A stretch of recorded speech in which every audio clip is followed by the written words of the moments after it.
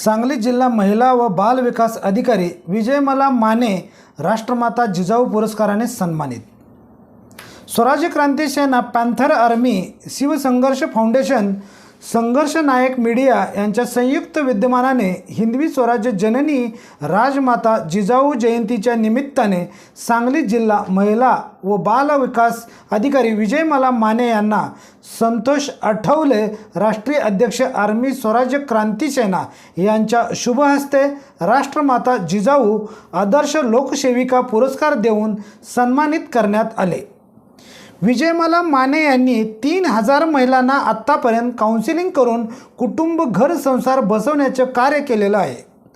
बचत गट महिला संस्था सक्षम करून त्यांनी सक्षम करण्यासाठी कार्यक्रम 200 बचत गट सोलापूर, पुणे, अहमदनगर, सांगली येथे सक्षम केलेले आहेत। कोरोना कालावधीमध्ये 500 महिलांना अन्नदान सुद्धा वाटप करून मदत केलेली आहे। तसेच कॉलेजमधील युवक युवती तसेच 15 ते 45 वयोगटातील महिलांना मार्गदर्शन करून त्यांनी वैयक्तिक विकासासाठी मार्गदर्शन केले आहे।